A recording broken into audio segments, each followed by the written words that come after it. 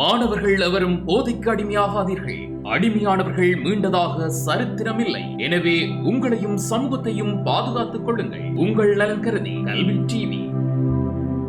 வணக்கம் மாணவர்களே, கல்வி டிவியின் ஒளிபரப்பில் மீண்டும் ஒரு தடவை உங்களை சந்திப்பதில் மகிழ்ச்சி அடைகின்றேன். நாங்கள் காப்போத்தா உயர்தர உயிரியல் பாடத்தின் பல்தேர்வு வினாக்களை பார்த்து கொண்டிருக்கிறோம். கடந்த கால வினாத்தாளின் 20 வரையான பல்தேர்வு வினாக்கள் பார்த்துவிட்டோம். இன்று இந்த 21வது பல்தேர்வு வினா. இதயவட்டத்தின் போது மனித இதயத்தில் பின்வரும் கட்டமைப்புகளுள் எது தூண்டப்படுவதனால் சோனை அறை வறுமையடையும்? நல்ல அருமையான வினா. இந்த வினா உங்களுக்கு விளங்கிக் கொள்ள வேண்டுமாயிருந்தால் இந்த இதயவட்டம் மற்றும் இதயத்தின் உள்ளீட்டு கடத்தல் தொகுதி தொடர்பான விடயங்கள் நீங்கள் தெளிவாக இருக்க வேண்டும். உங்களுக்கு தெரியும், இந்த இதயத்தின் துடிப்பு அல்லது இதய அடிப்பு சொந்த மின்தூண்டல்களில் தங்கியிருக்கும். அதாவது நரம்பு தூண்டல் ஓமோன் தூண்டலில் இருந்தும் தனிப்படுத்தப்பட்டு சொந்த மின்தூண்டல்களில் தங்கியதானது தான் இந்த இதயத்தின் உள்ளீட்டு கடத்தல் தொகுதி. இந்த உள்ளீட்டு கடத்தல் தொகுதியின் பகுதிகளை எடுத்துக்கொண்டால் அங்கே எஸ்ஏ கணு, ஏவி கணு, ஏவி கட்டு, ஏவி கட்டின் கிளை அல்லது கிசின் கட்டின் கிளை என்றும் குறிப்பிடலாம். போகிஞ்சேயின் நார்கள் இவ்வளவும் இந்த உள்ளீட்டு கடத்தல் தொகுதியோடு தொடர்பட்டவை. இந்த எஸ்ஏ கணுவை பொறுத்தவரையில் இது இதய இயக்கி அல்லது இதய முடுக்கி என்று குறிப்பிடப்படும். முக்கியமாக இதய அடிப்பை ஆரம்பித்து அதன் அடிப்படை சந்தத்தை பேணுவதில் பங்கெடுக்கிறது இந்த எஸ்ஏ கணு. இந்த எஸ்ஏ கணுவின் அமைவிடம் உங்களுக்கு தெரிஞ்சிருக்க வேணும். முக்கியமாக இந்த வலது சோனை அறையின் மேல் பெருநாளம் திறக்கும் வாயிலுக்கு அருகில் இதய சுவரில் இந்த மயோகார்டியம் என்ற பகுதியில் காணப்படுகின்ற ஒரு விசேட இதய தசைக்கல கூட்டம். இங்கே இதய தசைக்கலங்கள் இந்த சுருங்குதல் என்ற தொழிலுக்கு மேலதிகமாக அல்லது அதை விடுத்து நரம்பு கணத்தாக கடத்தலை பிறப்பித்து அதனை கடத்துவதில் பங்கெடுக்கும். எனவே இது நரம்பு தசைக்கலங்கள் எனவும் குறிப்பிடப்படுவது உண்டு. இந்த இசை கனவை ஆக்கிற கலங்கள் நரம்பு தசைக்கலங்கள் கணத்தாக்கத்தை பிறப்பிக்கும், அதனை கடத்தும்.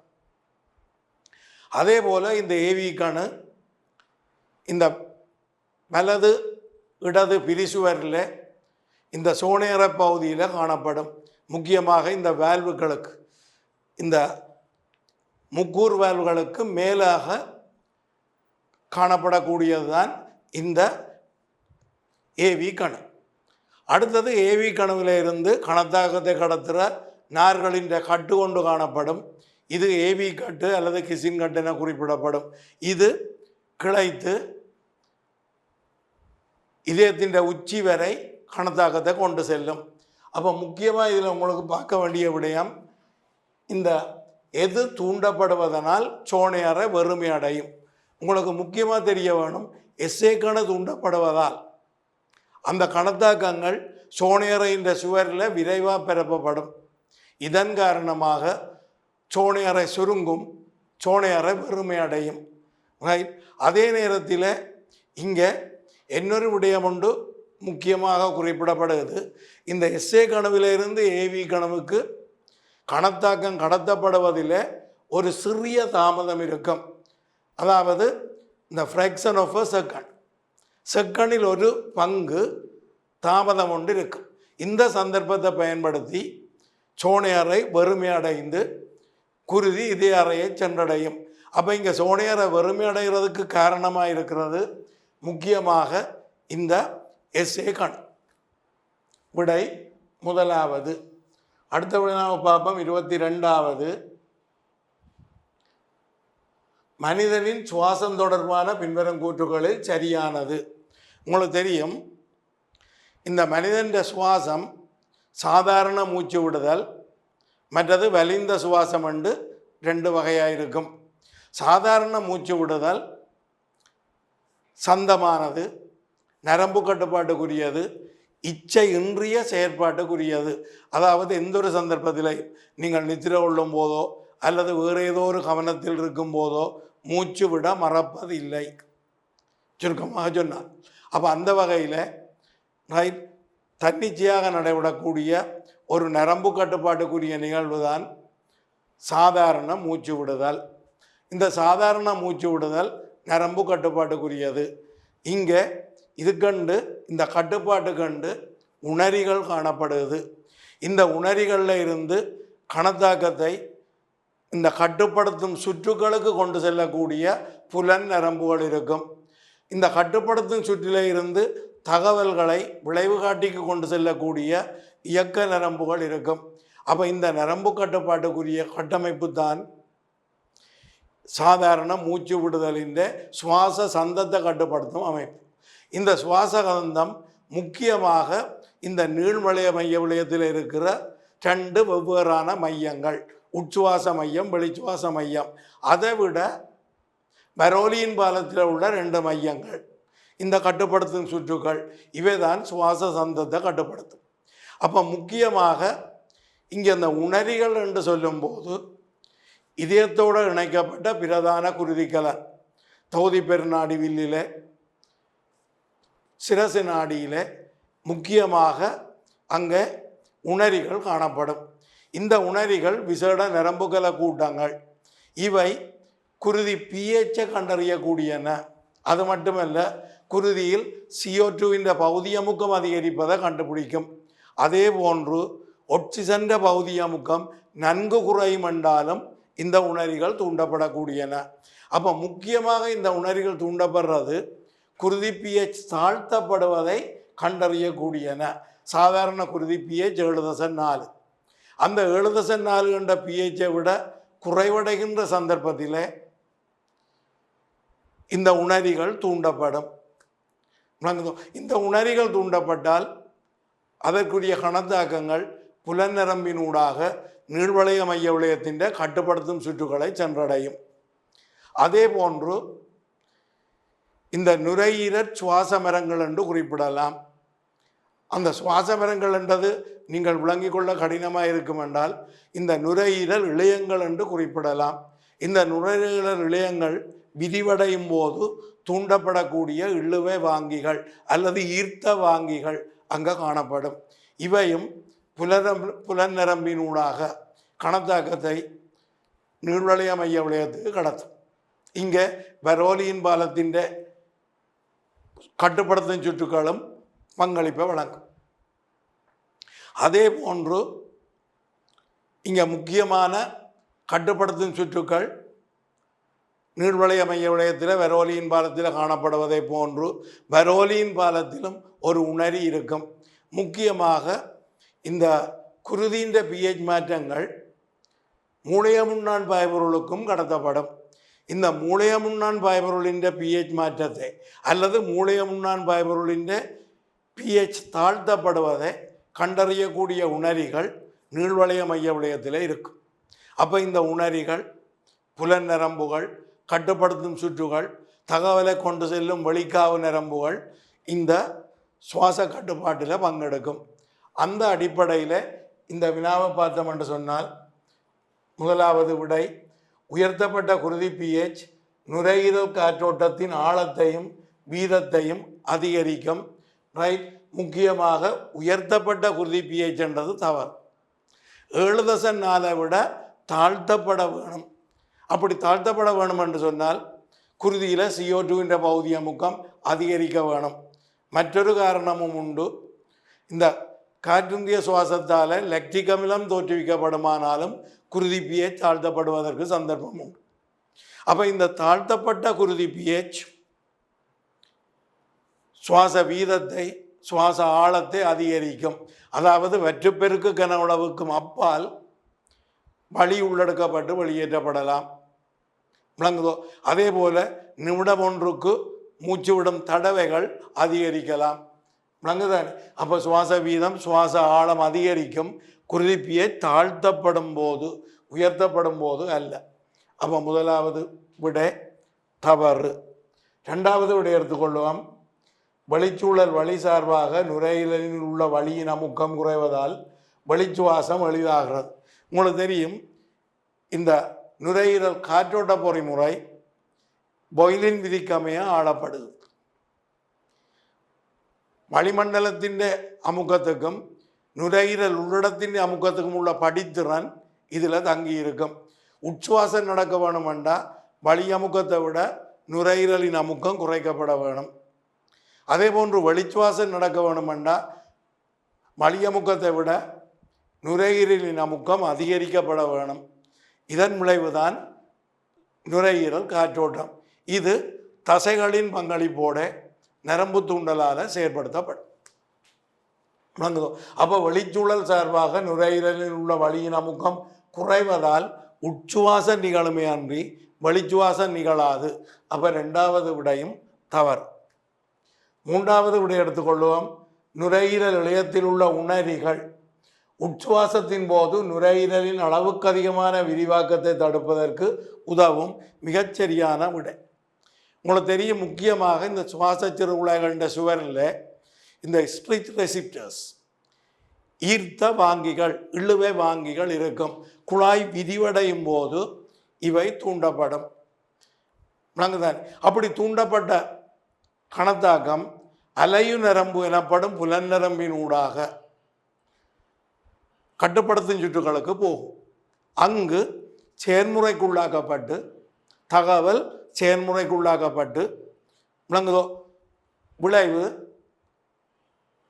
மீண்டும் சுவாச மையத்துக்கு அனுப்பப்படும். இந்த சுவாச மையத்தின் தொழிற்பாட்டால் உச்சுவாசம் நிறுத்தப்படும், வெளிச்சுவாசம் தூண்டப்படும். விளங்குதோ நுரையீரல் இழையங்கள் விரிவடைவது தடுக்கப்படும். அடுத்தது சுவாச சிற்றறை மேற்பரப்பை சூழ உள்ள பாய்மத்தின் உயர் மேற்பரப்பு விசை வெளிச்சுவாசத்தை எளிதாக்கும். உங்களுக்கு தெரியும், இந்த சுவாச சிற்றறையில் சிற்றறையின் சுவரில் உள்ள கலங்கள் எவையென்று பார்த்தோம் என்றால் தட்டையான மேலணி கலங்கள், அதாவது செதில் மேலணி கலங்கள் இருக்கும். ரைட். இந்த செதில் மேலணி கலங்கள் சிலது சிறத்தல் அடைந்து செப்டல் செல் எனப்படும் பொஸ்போலிப்பிட்ட சுரக்கக்கூடிய கலங்களாக மாறியிருக்கும். இதை விட அங்கே சிற்றறைக்குரிய பெருந்தின் கலங்களும் இருக்கலாம். காரணம் என்னென்னா சிற்றறையில் பிசிர்கள் இருப்பதில்லை. தூசோட உட்செல்லும் பாக்டீரியாக்கள் அங்கே பிசிரடிப்பால் வெளியேற்றப்பட மாட்டாது. அதாவது சீத நகர்த்தல் சிற்றறைக்கு ஏற்படுத்த முடியாது, சீத வெளியேற்றல் சிற்றறைக்கு ஏற்படுத்த முடியாது. எனவே அங்கே பாதுகாப்புக்காக தொற்று நீக்கலுக்காக சிற்றறைக்குரிய பெருந்தீன்கலங்கள் இருக்கும். இங்கே முக்கியமாக செப்டல் செல்ஸால் சுரக்கப்படுகின்ற பொஸ்போலிப்பிட்டுகள் அங்கே ஒரு படை ஒன்றை உருவாக்கும், ஒரு மொனோலேயர் ஒன்றை ஆக்கும். விளங்குதோ? இந்த மொனோலேயருக்கும் சுவருக்கும் இடையிலே ஒரு பாய்பொருள், மெல்லிய படலமாக ஒரு பாய்பொருள் இருக்கும். சுவாச வாயுக்கள் அதில் கரைந்து பரவ முடியும். அது மட்டுமல்ல, இந்த பொஸ்போலிப்பிட்டுகள் சிற்றறைகள் தகர்வதை தடுக்கும்.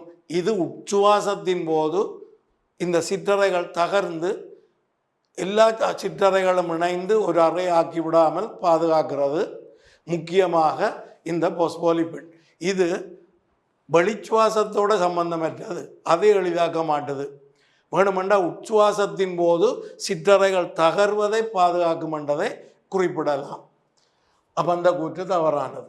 அடுத்தது ஐந்தாவது, தொகுதி குருதி மயிர் குழாய்கள் ஊடாக இழையங்களை அடையும் குருதியில் உள்ள CO2வின் பௌதியமுக்கமானது இழையங்களில் உள்ள CO2வின் பௌதியமுக்கத்திலும் பார்க்க அதிகரிப்பதால் அகச்சுவாசம் எளிதாகின்றது. உங்களுக்கு தெரியும், இந்த அகச்சுவாசத்தின் போது சுவாச வாயுக்கள் எதிரெதிரான திசையில் பரவும். முக்கியமாக அந்த இரசாயன பரிமாற்றம் குருதி, சிற்றிடவழி பாய்பொருள், இழையம். அதே போல் இழையம், சிற்றிடவழி பாய்பொருள், குருதி. இங்கே CO2வின் பௌதியமுக்கம் இங்கே பங்கு கொள்ளாது. விளங்குதோ? ஒக்சிஜன் பௌதியமுக்கம்தான் விளங்குதானே. குருதியில் அதிகமாக இருந்தால் இழையத்துக்கு போகும். இழையத்தில் CO2வின் பௌதியமுக்கம் அதிகமாக இருந்தால் குருதிக்கு வரும். அப்போ இங்கே மாறி காணப்படுகிறது. அப்போ தவறானது. ஏற்கனவே நான் குறிப்பிட்டதை போன்று மூன்றாவது விடை மிகச் சரியான விடை. அடுத்தது இந்த கழிவகற்றல் தொடர்பான வினா. மனித சிறுநீரகங்கள் தொடர்பான சரியான கூற்றை தெரிவு செய்க. உங்களுக்கு தெரியும், மனிதனில் ஒரு சோடி சிறுநீரகங்கள் இருக்குது. வயிற்றுக்குழிக்கு அமைந்திருக்கும், பிற்புறச் சுவருக்கு அண்மையாக, சுற்றுவிரிக்கு பின்னாக, முள்ளந்தண்டு கம்பத்தின் 2 பக்கமும் ஒவ்வொன்றாக இந்த சிறுநீரகங்கள் காணப்படும். உங்களுக்கு தெரியும், வயிற்றுக்குழிகளை வலதுபுறமாக காணப்படும் மனித உடலில் 2வது பெரிய அங்கம் ஈரல். இந்த ஈரல் அமைந்திருக்கிறபடியால் இந்த வலது சிறுநீரகம் இடது சிறுநீரகத்தோடு ஒப்படைக்க சற்று பதிவாக காணப்படும். விளங்கோ? அப்போ அந்த வகையில் இடது சிறுநீரகம் வலது சிறுநீரகத்திலும் சற்று தாழ்வாக பிற்புறச்சுவரில் அமைந்திருக்கும் என்றது தவறு. வலது சிறுநீரகம்தான் சற்று சாய்வாக அமைந்திருக்கும். அடுத்தது, இந்த சிறுநீரகத்தில் உள்ள பெரும்பாலான சிறுநீரகத்திகள் மையவிளைய அயலுக்குரிய சிறுநீரகத்திகள் ஆகும். நீங்கள் தெளிவாக கற்றிருப்பீர்கள், சிறுநீரகத்திகளில் 2 வகை. ஒன்று மேற்பட்டைக்குரியது, மற்றது மையவிளைய அயலுக்குரியது. மேற்பட்டைக்குரிய சிறுநீரகத்திகள் எண்ணிக்கையில் அதிகமானவை. முக்கியமாக சாதாரண நிலைமைகளில் நன்கு தொழிற்படக்கூடியவை. இந்த மேற்பட்டைக்குரிய சிறுநீரகத்திகளை பொறுத்தவரையில் இவற்றின் கலன்கோளம், போமனினுரை, அந்த கட்டமைப்பு மேற்பட்டை பகுதியில் இந்த மேற்பட்ட மைய விளைய சந்திக்கு சற்று தொலைவாக காணப்படும். அது மாத்திரமல்ல, மற்ற சிறுநீரகத்தியோடைய ஒப்படைகளை இவற்றின் எல்லியின் தடம் குறுகியது. அடுத்தது, மையவுடைய அயலுக்குரிய சிறுநீரகத்தை எடுத்தால் இதனுடைய கலன்கோளம், போமனினுரை என்பன மேற்பட்ட பகுதியில், ஆனால் மேற்பட்ட மையவுடைய சந்திக்கு அண்மையில் காணப்படும். இவற்றின் எல்லியின் தடம் மேற்பட்ட ஆழமான பகுதி வரை ஊடுருவி இருக்கும். இதுதான் 2க்குள்ள வேறுபாடு. இவை எண்ணிக்கையில் குறைவானவை. இந்த நீர் தட்டுப்பாடான காலங்களில் வினைத்திறனோட தொழிற்படக்கூடியவை. ரைட். அப்போ பெரும்பாலான சிறுநீரகத்திகள் மையவிளைய அயலுக்குரிய சிறுநீரகத்திகள் என்றது தவறு. குருதி அமுக்க அதிகரிப்பை கண்டறியக்கூடிய உணரிகள் சிறுநீரகங்களில் காணப்படுகின்றன. உங்களுக்கு தெரியும், இந்த குருதி அமுக்கத்தை கண்டறியக்கூடிய உணரிகள் சிறுநீரகத்தில் இருக்கின்ற கூற்று 100% உண்மையானது. முக்கியமாக இந்த சிறுநீரகத்தை ஒவ்வொன்றினதும் இந்த உட்காவு பின்னாடி சேமமடிந்த குழாய் ஒன்று சந்திக்கும் இடத்தில் ஒரு விசேட சுரக்குங்கல கூட்டங்கள் இருக்கும். இது ஜக்ஸ்டா என்று குறிப்பிடப்படும். விளங்குதோ? அப்போ இந்த ஜக்ஸ்டாண்ட கட்டமைப்பை நாங்கள் கருதி கொண்டால் இது நொதியங்களை சுரக்கும், அதே நேரத்தில் ஹோமோன்களை சுரக்கும். முக்கியமாக இந்த குருதி அமுக்கம் நியம மட்டத்தை விட குறையும் போது, சாதாரண அளவை விட குருதி அமுக்கம் குறைந்தால் கலன்கோள வடித்தல் குறைவடையும். அப்படி கலன்கோள வடித்தல் குறைவடையும் போது விளங்குதோ, இதன் காரணமாக அங்கே இந்த ஜக்ஸ்டா தூண்டப்படும். அப்படி தூண்டப்பட்டு ரெனின் என்ற நொதியத்தை சுரக்கும். இந்த ரெனின் இந்த அஞ்சியோடென்சின் தொகுதியோடு சேர்ந்து குருதி அமுக்கத்தை மீண்டும் நியம மட்டம் வரை அதிகரிக்கும். குறிப்பாக சொல்லுவதாக இருந்தால், ரெனின் குருதியில் உள்ள அஞ்சியோடென்சினோஜனை அஞ்சியோடென்சின் 1 மாற்றும். அஞ்சியோடென்சின் 1 ஒரு மாற்றும் நொதியத்தால் கன்வெர்ட்டிங் என்சைமால் அஞ்சியோடென்சின் 2 மாற்றப்படும். இந்த அஞ்சியோடென்சின் 2 என்ற கட்டமைப்பு குறிப்பாக சுற்றேல் புண்ணாடிகளை ஒடுங்க செய்யும், தடை அதிகரிக்கும், குருதி அமுக்கத்தை அதிகரிப்பதில் பங்களிப்பு வழங்கும். அதே நேரத்தில் அதிரீனல் மேற்பட்டையை தூண்டும். அல்டஸ்டரோனை சுரக்க செய்யும். இந்த அல்டஸ்டரோன் Na+ஓட சேர்த்து நீரின் மீள உறிஞ்சலை அதிகரிக்கும். Na+ஓட சேர்த்து நீரின் மீள உறிஞ்சலை அதிகரிக்கும். இதன் விளைவாக குருதி அமுக்கம் அதிகரித்து நியம மட்டத்தை அடையும் வாய்ப்பு உண்டு. விளங்குதோ? அப்போ அந்த வகையில் இந்த பெரும்பாலான குருதி அமுக்கம் அதிகரிப்பை கண்டறியக்கூட உணரிகள் சிறுநீரகங்களில் காணப்படுகின்றது தவறு, அதிகரிப்பை என்றது பிழை. விளங்குதோ? குறைவை கண்டறியக்கூடிய உணரிகள் தான் விளங்குதானே அங்கே காணப்படும். அடுத்தது இன்னொரு முக்கியமான விடயமும் இங்கே குறிப்பிட வேணும். இந்த குருதியில் ஆக்சிஜன் அளவு குறையும் என்றால் அதுக்கு முக்கிய காரணம் இந்த ஈமோகுளோபின் அளவு குறைகிறது அல்லது செங்குருதி கலங்களின் எண்ணிக்கை குறைவடைகின்றது. அப்போ இந்த செங்குருதி கலங்களின் எண்ணிக்கை குறைவடைதல் மற்றும் இந்த ஈமோகுளோபினின் அளவு குறைவடைதல் முக்கிய காரணம் செங்குடிய உற்பத்தி குறைவடைகிறது. செங்குடிய உற்பத்திக்கு காரணமான தேவையான பதார்த்தங்கள் முக்கியமான 2 விட்டமின்கள். ஒன்று ஃபோலிக் ஆசிட் அல்லது ஃபோலேட், அடுத்தது இந்த கோபாலமீன் என்ற விட்டமின் B12. விளங்குதோ? அதை விட எரித்ரோபோயட்டின் என்ற ஹோமோன், மற்றது இரும்பு அயன். அப்போ எரித்ரோபோயட்டின் என்ற ஹோமோன் இந்த ஜக்ஸ்ட்ராச்சிக்கலால் சுரக்கப்படும். இதுக்கு தூண்டல் குருதியில் ஆக்சிஜன் அளவு குறைதல் அல்லது செங்குழி எண்ணிக்கை குறைதல். ரைட். அப்போ அந்த வகையில் இந்த 3வது விடை பிழை. 4வது சிறுநீரகத்தினூடாக H+ஐ மீளகத் துறிஞ்சுவதன் மூலம் சிறுநீரகங்கள் குருதி pH-னை சீராக்கும். நல்லொரு விடை. உங்களுக்கு தெரியும் இந்த CO2வுக்கும் நீருக்குமான தாக்கம் கொஞ்சம் மந்தமானது. இந்த தாக்கத்தை ஊக்குவிக்கப்பட வேணுமென்றால், அதிகரிக்கப்பட வேணுமென்றால் அங்கே முக்கியமாக சில நொதிய தூண்டல்கள் தேவைப்படும். அப்போ அந்த வகையில் இந்த CO2வுக்கு நீருக்குமான தாக்கத்தின் விளைவு H+ம் பைகார்பனேட்டும். இந்த H+ வடிதிரவத்துக்கு விடப்பட்டு குருதிக்கு விடப்பட்டு அந்த குருதி pH-ஐ குறைப்பதற்கு சந்தர்ப்பம் உண்டு. H+ குருதிக்கு விடப்படுமானால் அங்கே குருதி pH 7 விட குறைவதற்கு சந்தர்ப்பம் உண்டு. எனவே குருதியிலிருந்து அகற்றப்பட வேணும், வடிதிரவத்துக்கு சிறுநீரோடு அகற்றப்பட வேணும். ரைட். அப்போ இதற்காக சிறுநீராக்கத்தில் நடைபெறுற நிகழ்வு குறிப்பாக கவனிக்க வேணும். சிறுநீராக்கம் அதீத வடித்தல் அல்லது மேல் உயர் வடித்தல், மீளகத்துறிஞ்சல், சுரத்தல் என்ற வழிமுறைகளை கொண்டது.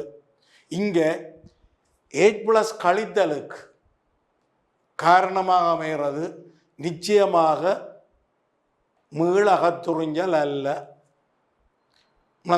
சுரத்தல். H+ உயிர்ப்பாக சுரக்கப்படும், அமோனியா மந்தமாக சுரக்கப்படும். வடிதிரவத்திலே இந்த அமோனியா H+ஐ கைப்பற்றும். விளங்குதோ? இங்கே மீளகத்துறிஞ்சல் என்றது தவறானது. விளங்குதோ? சுரத்தல் என்றது அங்கே வந்திருக்க வேணும். அப்போ விட 4 ஏற்றுக்கொள்ள முடியாது. 5வது விட எடுத்துக்கொள்வோம். சிறுநீரகங்கள் செங்குருதி கலங்களின் உற்பத்தியில் பங்கு கொள்ளும். ஏற்கனவே விளக்கம் அளித்து விட்டேன். ஜக்ஸ்ட்ராச்சிக்கல் இருக்குது, இது எரித்ரோபோயட்டினை சுரக்குது. இந்த எரித்ரோபோயட்டின் சுரக்கிறதுக்கு காரணம் குருதியில் ஆக்சிஜன் கொண்டு செல்கிற அளவு குறைகிறது. விளங்குதோ? ரைட். இந்த தூண்டல் எரித்ரோபோயட்டினை சுரக்க செய்யும். செங்குருதிக்கல உற்பத்தியை என்பு மச்சையில் தூண்டும். விளங்குதோ? முக்கியமாக மார்புப்பட்டை, விலாவென்புகள், முள்ளந்தண்டு என்புகள், இடுப்பென்புகள் போன்றவற்றிலே ரெட் போன் மரோ செவ்வென்பு மச்சை இருக்கும். அங்கே குருதிக்கலங்கண்ட உற்பத்தி நடக்கும். அடுத்தது 24வது வினாவுக்கு செல்வோம். நரம்பு தொகுதி, முக்கியமாக நரம்பு கணத்தாக்க கடத்தல் சம்பந்தப்பட்ட விடயம். உங்களுக்கு தெரியும், நரம்பு கடத்தாக்க கடத்தல் என்ற விடயத்தை நாங்கள் கருதுவோமாயில்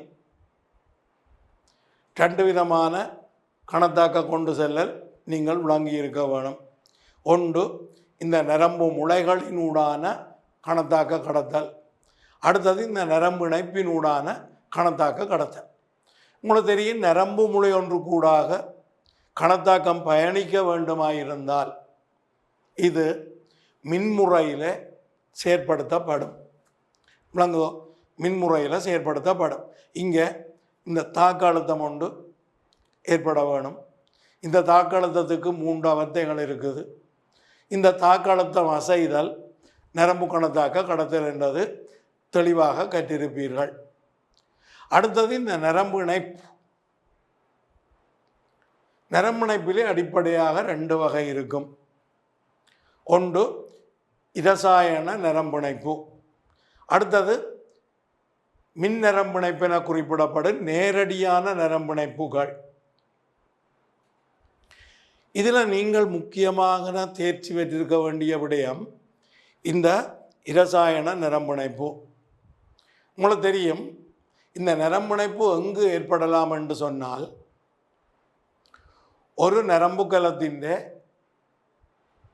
வெளிக்காவு நரம்பு முளைக்கும் மற்றொரு நரம்பு கலத்தின் உட்காவு நரம்பு முளை அல்லது கலவுடலுக்கும் இடையிலே இந்த நரம்பிணைப்பு ஏற்படும்.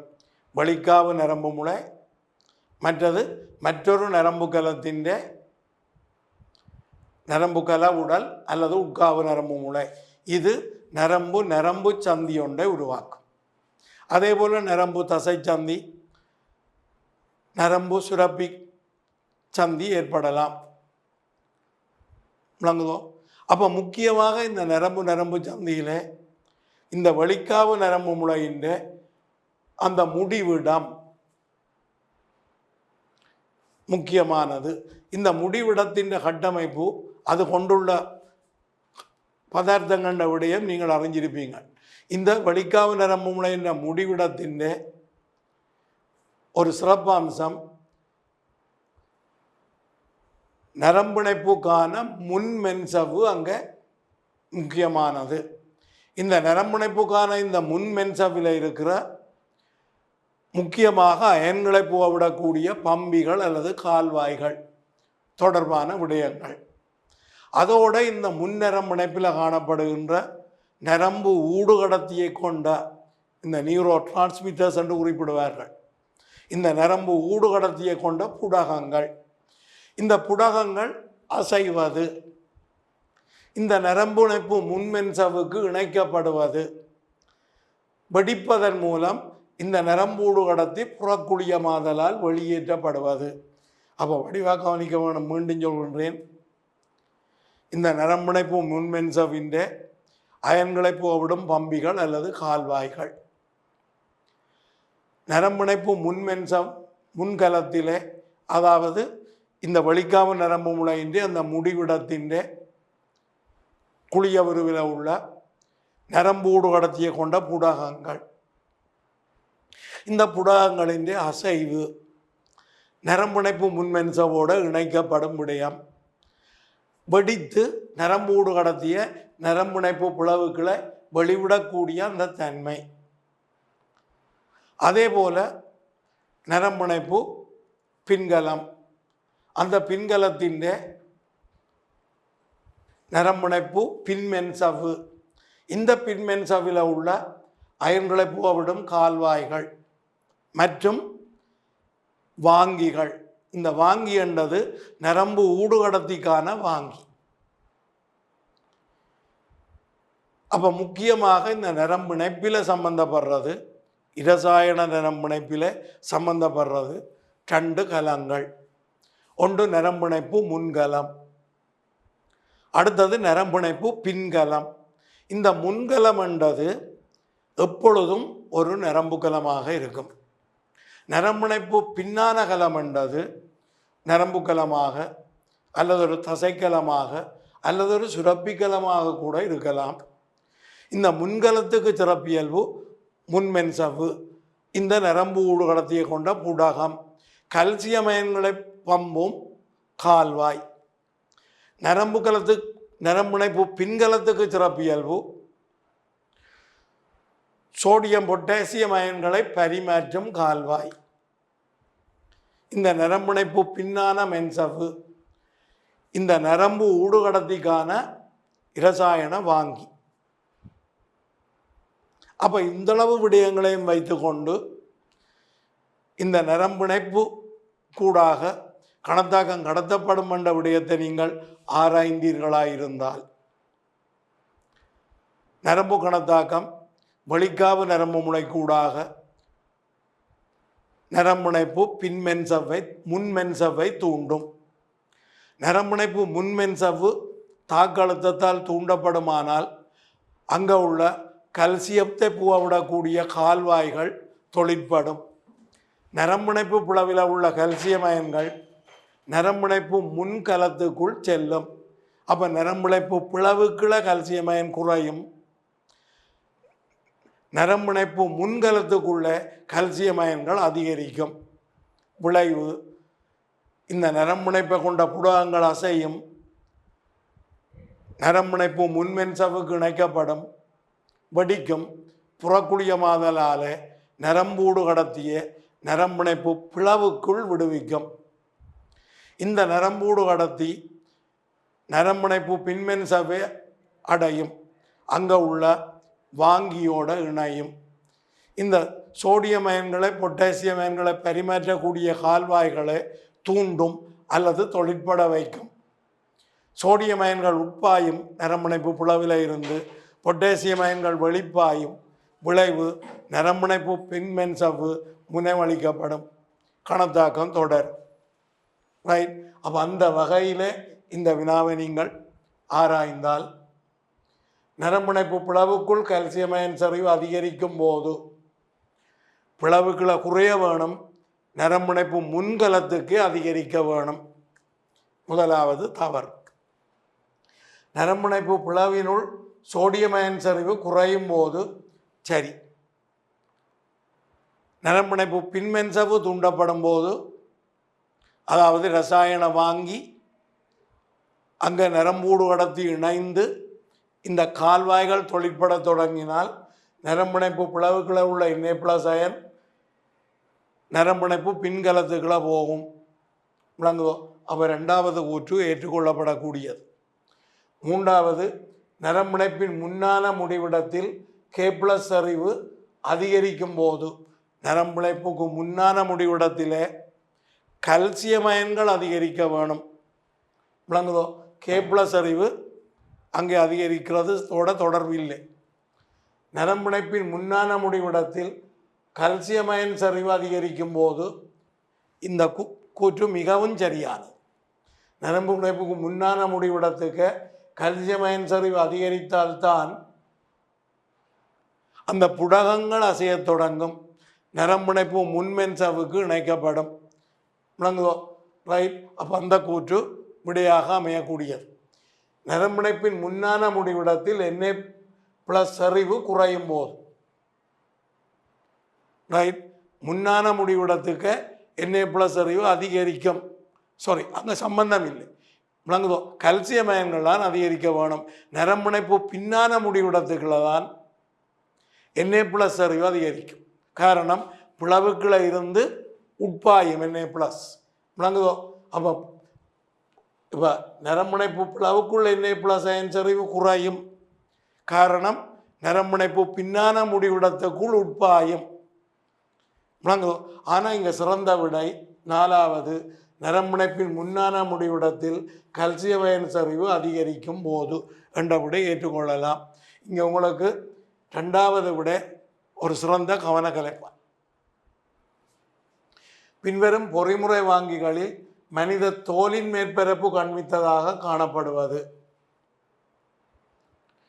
உங்களுக்கு தெரியும், இந்த வாங்கிகள், வாங்கி கலங்கள், விளங்குதோ, அல்லது நரம்பு முடிவிடங்கள், விளங்குதான், சில வேளை ஒரு அங்கம். உங்களுக்கு தெரியும், இந்த வாங்கி என்றது விளங்குதோ, நீங்கள் தெளிவாக அறிந்து விளங்கிக் கொள்ள வேண்டிய ஒரு விடயம். வாங்கிகளில் பல வகை இருக்கும்.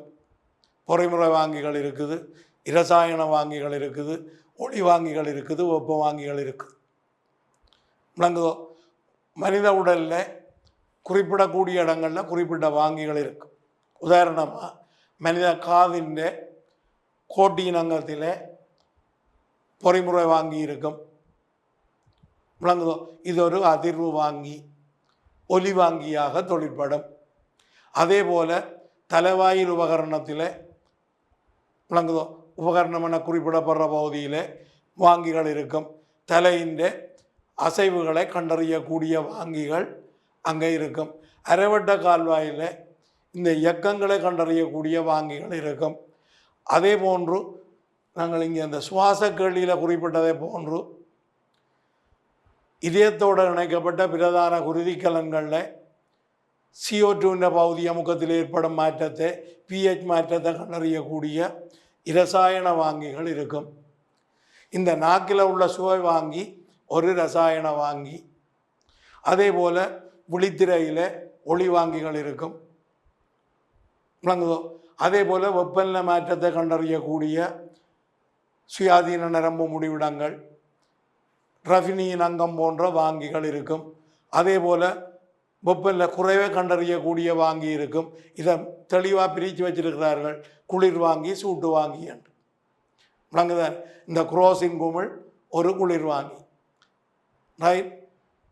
அதே போன்று நோவா வாங்கக்கூடிய வாங்கிகள், விளங்குதானே, அமுக்க மாறுபாட்டை வாங்கக்கூடிய வாங்கிகள், தொடுகை வாங்கிகள் காணப்படுகிறது.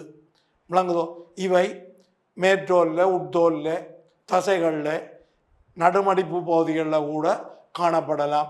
முக்கியமாக வலுவான அமுக்கத்தை வாங்கக்கூடிய பெசினியன் சிறுதுணிக்கை உட்தோலில் இருக்கும், தசைகளில் இருக்கும், முக்கியமாக மூட்டுகளில் காணப்படும். இந்த நடுமடிப்பு பகுதியிலையும் இருக்கும். விளங்குதோ? அப்போ அந்த வகையில் பின்வரும் பொறிமுறை வாங்கிகளில் மனித தோலின் மேற்பரப்பு கண்மித்ததாக காணப்படுவது சுயாதீன நரம்பு முடிவிடங்கள் மேற்றோல்லையும் இருக்கும், உட்தோல்லையும் இருக்கும். பெசினியன் சிறுதுணிக்கை உட்தோலில் காணப்படும். அடுத்தது மெசுனரின் சிறுதுணிக்கை உட்தோலில். விளங்குதோ? இந்த முக்கியமாக இந்த முளைப்படைக்கு அண்மித்ததாக இருக்கும், உட்தோலின் மேற்பரப்பில் இருக்கும். அதே போல் மேற்கண்ட தட்டு முக்கியமாக இந்த மேற்றோலின் இந்த அடித்தளப்படை என்று குறிப்பிடுற இந்த முளைப்படையில் காணப்படுற கலங்கள்தான், விசேட கலங்கள்தான் மேற்கலின் தட்டு மற்றும் மெலனோக்குழியங்கள். அப்போ அந்த வகையில் ACD விளங்குதோ? இந்த கேள்விக்கு விடையாக அமையும். நல்லது மாணவர்களே, நாங்கள் அடுத்த வகுப்பில் இந்த 26வது வினாவில இருந்து தொடர்வோம். நன்றி, வணக்கம். கல்வி டிவியில் புத்தம்புது நிகழ்ச்சிகளை உடனுக்குடன் பார்த்து மகிழ எமது Facebook மற்றும் YouTube பக்கத்தை லைக் செய்யுங்கள்.